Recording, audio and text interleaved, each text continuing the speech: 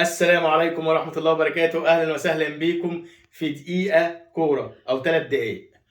النهاردة الفوز والأهلي بيفوز في مونديال المغرب.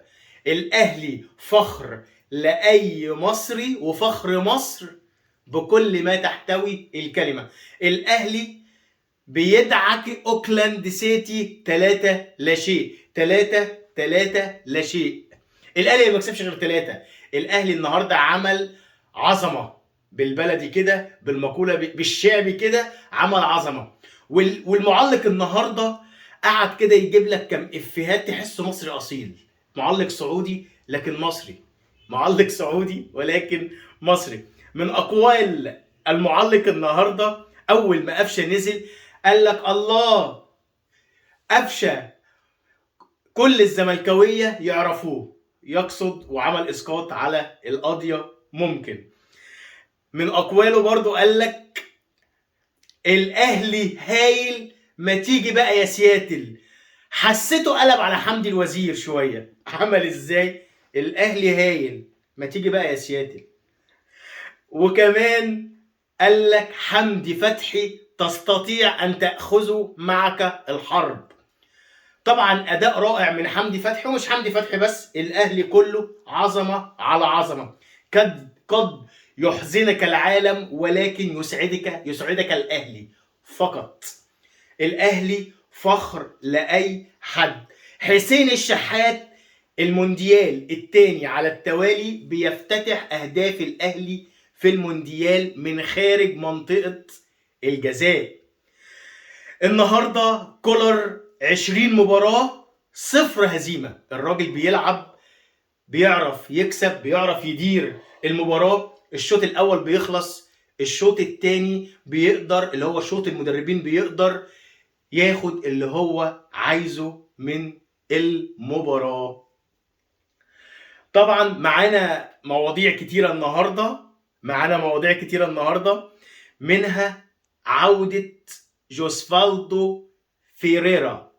طبعا الزمالك بعد ما اقال جوسفالدو فيريرا اتعاقد النهارده او امبارح مع المدير الفني الجديد فيريرا.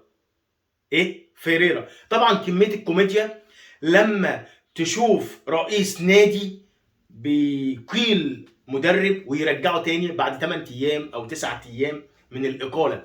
طب هل الاقاله دي صح ولا غلط؟ دي ترجع للإدارة. وهل قرار رحيله أو إقالته كان صح؟ يبقى ما ترجعوش. طب لو كان غلط مشيته ليه؟ كلام كتير يتقال في موضوع الإدارة والمسؤولين في الزمالك.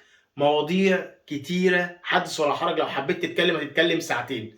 خلينا نتكلم في الأهلي أحسن. الأهلي هو اللي منور مصر، وهو اللي منور الأهلاوية والمونديال. تعال نتكلم النهارده على كولر، علشان كولر هي فكرة. يعني أنا أتكلم في حتة يعني حتت كده في الماتش، حتت فنية. كولر بيلعب بنفس الطريقه اللي لعب بيها امام الزمالك. حمدي فتحي وتقدمه مش رقم 8، لا مهاجم تاني. طيب هي نجحت في ماتش الزمالك علشان الزمالك ما كانش متكتل دفاعيا، ولكن فشلت في ماتش البنك الاهلي عشان البنك الاهلي كان متكتل دفاعيا.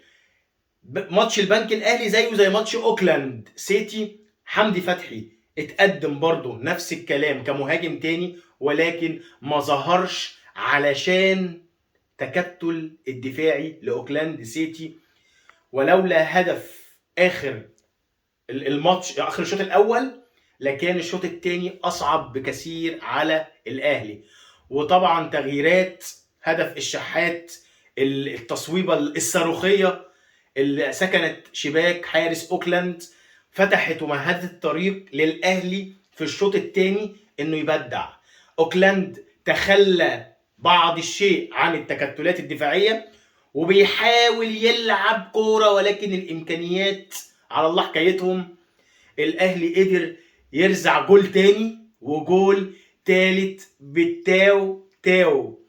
التاو تاو وكعب كهربا المتحني يا كابتن مدحت.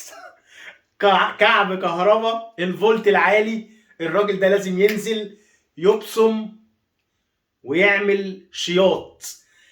ادى فولت لتاو، تاو عمل الحنجيله التاو تاو.